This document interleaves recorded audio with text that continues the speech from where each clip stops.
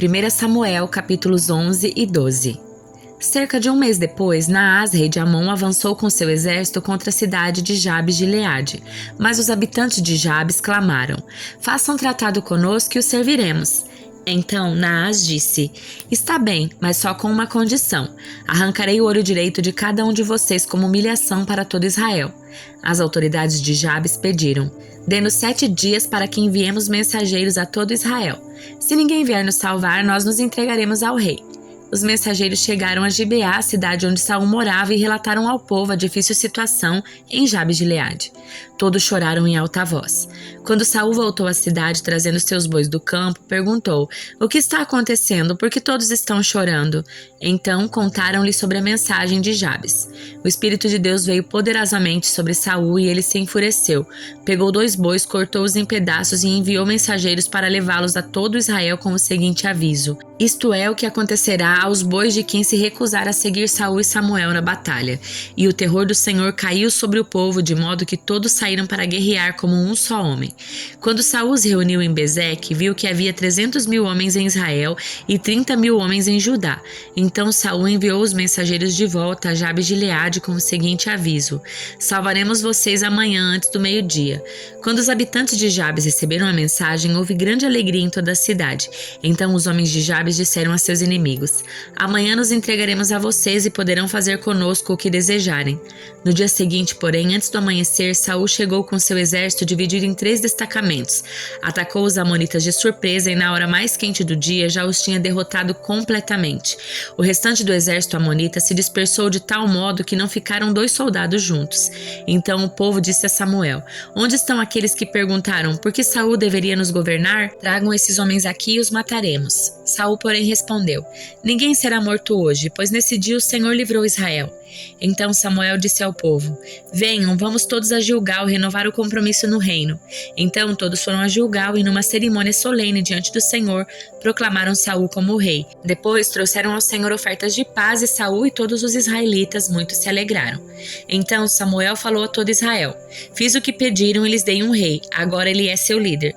Quanto a mim, estou aqui diante de vocês, um homem velho de cabelos brancos, e meus filhos estão com vocês. Estive a seu serviço como seu líder desde a minha juventude até hoje. Aqui estou. Testemunhem contra mim diante do Senhor e diante do rei que ele ungiu. De quem roubei um boi ou um jumento? Acaso enganei ou oprimi alguém? De quem aceitei suborno para perverter a justiça? Digam-me, e farei restituição se cometi alguma injustiça." Eles responderam: "O Senhor nunca nos enganou, nem nos oprimiu e nunca aceitou suborno." Então Samuel declarou: "Hoje o Senhor e o rei que ele ungiu são testemunhas de que minhas mãos estão limpas." Eles responderam: "Sim, eles são testemunhas." E Samuel continuou: "Foi o Senhor que escolheu Moisés e Arão e tirou seus antepassados da terra do Egito. Agora fiquem aqui diante do Senhor enquanto eu os confronto com todos os atos de justiça que o Senhor fez por vocês e por seus antepassados."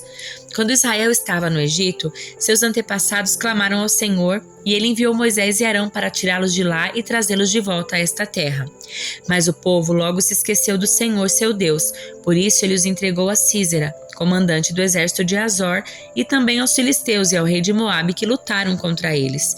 Então clamaram novamente ao Senhor e disseram: "Pecamos quando abandonamos o Senhor e servimos as imagens de Baal e de Astarote. Agora, se nos livrares de nossos inimigos, serviremos somente a ti." O Senhor enviou Gideão, Bedã, Jefté e Samuel para livrá-los e vocês viveram em segurança. No entanto, quando ficaram com medo de Naás, rei de Amon, vieram a mim e disseram que queriam um rei para governá-los, embora o Senhor seu Deus já fosse seu rei. Pois bem, aqui está o rei que vocês escolheram. Vocês o pediram e o Senhor os atendeu. Agora, se temerem e servirem ao Senhor, derem ouvidos à sua voz e não se rebelarem contra os seus mandamentos, tanto vocês como seu rei mostrarão que reconhecem que o Senhor é seu Deus. Mas se vocês se rebelarem contra os mandamentos do Senhor e se recusarem a ouvir a sua voz, a mão do Senhor pesará sobre vocês como fez a seus antepassados. Agora fiquem aqui e vejam um maravilhoso feito que o Senhor está prestes a realizar. Vocês sabem que não chove nesta época do ano durante a colheita do trigo. Pedirei ao Senhor que envie trovões e chuva forte hoje. Assim vocês reconhecerão quão grande foi sua maldade a pedir que o Senhor lhes desse um rei." Então Samuel clamou ao Senhor, e o Senhor enviou trovões e chuva forte naquele mesmo dia. todo o povo ficou com muito medo do Senhor e de Samuel. Disseram a Samuel: Ore ao Senhor seu Deus em favor dos seus servos ou morreremos, pois a todas as nossas faltas acrescentamos o pecado de pedir um rei. Não tenham medo, disse Samuel. Certamente agiram mal, mas agora sirvam ao Senhor de todo o coração e não se afastem dele.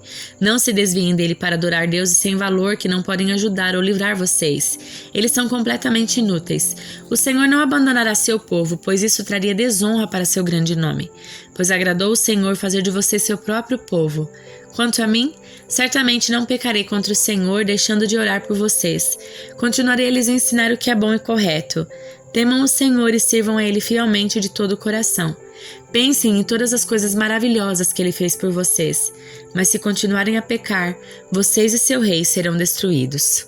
Salmo de número 63. Ó Deus, Tu és meu Deus, e eu te busco de todo o coração. Minha alma tem sede de Ti. Todo o meu corpo anseia por Ti nesta terra seca, exausta e sem água. Eu te vi em Teu santuário e contemplei Teu poder e Sua glória. Teu amor é melhor que a própria vida. Com os meus lábios eu te louvarei. Sim, te louvarei enquanto eu viver. A ti, em oração, levantarei as mãos. Tu me satisfazes mais que um rico banquete. Com cânticos de alegria te louvarei. Quando deleito em ti, fico acordado, pensando e meditando a teu respeito a noite toda. Pois tu és o meu auxílio. À sombra das tuas asas canto de alegria. Minha alma se apega a ti, tua forte mão direita me sustenta. Aqueles, porém, que tramam me destruir descerão às profundezas da terra. Morrerão pela espada e servirão de comida para os chacais. O rei, contudo, se alegrará em Deus. Todos que juraram falar a verdade o louvarão, mas os mentirosos serão calados. Carta aos Romanos, capítulo 8. Agora, portanto, já não há nenhuma condenação para os que estão em Cristo Jesus. Pois em Cristo Jesus a lei do Espírito que dá vida os libertou da lei do pecado que leva à morte. A lei não era capaz de nos salvar por causa da fraqueza da nossa natureza humana. Por isso, Deus fez o que a lei era incapaz de fazer ao enviar seu Filho, na semelhança da nossa natureza humana pecaminosa, e apresentá-lo como sacrifício por nosso pecado. Com isso, declarou o fim do domínio do pecado sobre nós, de modo que nós, que agora não seguimos mais nossa natureza humana, mas sim o Espírito, possamos cumprir as justas exigências da lei. Aqueles que são dominados pela natureza humana pensam em coisas da natureza humana, mas os que são controlados pelo Espírito pensam em coisas que agradam ao Espírito. Portanto, permitir que a natureza humana controle a mente resulta em morte, mas permitir que o Espírito controle a mente resulta em vida e paz, pois a mentalidade da natureza humana é sempre inimiga de Deus. Nunca obedeceu às leis de Deus e nunca obedecerá. Por isso, aqueles que ainda estão sob o domínio da sua natureza humana não podem agradar a Deus. Vocês, porém, não são controlados pela natureza humana, mas pelo Espírito, se de fato o Espírito de Deus habita em vocês. E se alguém não tem o Espírito de Cristo, a ele não pertence. Uma vez que Cristo habita em vocês, embora o corpo morra por causa do pecado, o Espírito lhes dá vida porque vocês foram declarados justos diante de Deus. E se o Espírito de Deus, que ressuscitou Jesus dos mortos, habita em vocês, o Deus que ressuscitou Cristo Jesus dos mortos dará vida a seu corpo mortal, por meio desse mesmo Espírito que habita em vocês. Portanto, irmãos, vocês não têm de fazer o que a sua natureza humana lhes pede, porque se viverem de acordo com as exigências dela, morrerão. Se, contudo, pelo poder do Espírito fizerem morrer as obras do corpo, viverão, porque todos que são guiados pelo Espírito de Deus são filhos de Deus. Pois vocês não receberam um espírito que os torne de novo escravos, medrosos, mas sim o Espírito de Deus que os adotou como seus próprios filhos. Agora nós o chamamos Abba Pai, pois o seu Espírito confirma o nosso espírito que somos filhos de Deus. Se somos seus filhos, então somos seus herdeiros e, portanto, co-herdeiros com Cristo. Se de fato participamos do seu sofrimento, participaremos também da sua glória. Considero que o nosso sofrimento de agora não é nada comparado com a glória que ele nos revelará mais tarde, pois toda a criação aguarda com grande expectativa o dia em que os filhos de Deus serão revelados. Toda a criação, não por vontade própria, foi submetida por Deus a uma existência fútil, na esperança de que, com os filhos de Deus, a criação seja gloriosamente liberta da decadência que as escraviza. Pois sabemos que até agora toda a criação geme como em dores de parto, e nós, os que cremos, também gememos, embora tenhamos o Espírito em nós como antecipação da glória futura, pois aguardamos ansiosos pelo dia em que desfrutaremos nossos direitos de adoção, incluindo a redenção de nosso corpo. Recebemos essa esperança confiança quando fomos salvos. Se já temos alguma coisa, não há necessidade de esperar por ela, mas se esperamos por algo que ainda não temos, devemos fazê-lo com paciência e confiança. E o Espírito nos ajuda em nossa fraqueza, pois não sabemos orar segundo a vontade de Deus, mas o próprio Espírito intercede por nós com gemidos que não podem ser expressos em palavras. E o Pai, que conhece cada coração, sabe quais são as intenções do Espírito, pois o Espírito intercede por nós, o povo santo, segundo a vontade de Deus. E sabemos que Deus faz todas as coisas cooperarem para o bem daqueles que o amam e que são chamados de acordo com o seu propósito. Pois Deus conheceu de antemão os seus e os predestinou para se tornarem semelhantes à imagem do seu Filho, a fim de que ele fosse o primeiro entre muitos irmãos. Depois de predestiná-los, ele os chamou, e depois de chamá-los, os declarou justos. Depois de declará-los justos, deu-lhes a sua glória. Que podemos dizer diante de coisas tão maravilhosas? Se Deus é por nós, quem será contra nós? Se ele não poupou nem mesmo seu próprio Filho, mas o entregou por todos nós, acaso não nos dará todas as outras coisas? Quem se atreve a acusar os escolhidos de Deus? Ninguém, pois o próprio Deus nos declara justos diante dele. Quem nos condenará então? Ninguém, pois Cristo Jesus morreu e ressuscitou e está sentado no lugar de honra à direita de Deus, intercedendo por nós. O que nos separará do amor de Cristo? Serão aflições, calamidades, perseguições, fome, miséria, perigo ou ameaças de morte? Como dizem as Escrituras, por causa de ti, enfrentamos a morte todos os dias. Somos como ovelhas levadas para o matadouro. Mas, apesar de tudo isso, somos mais que vencedores por meio daquele que nos amou.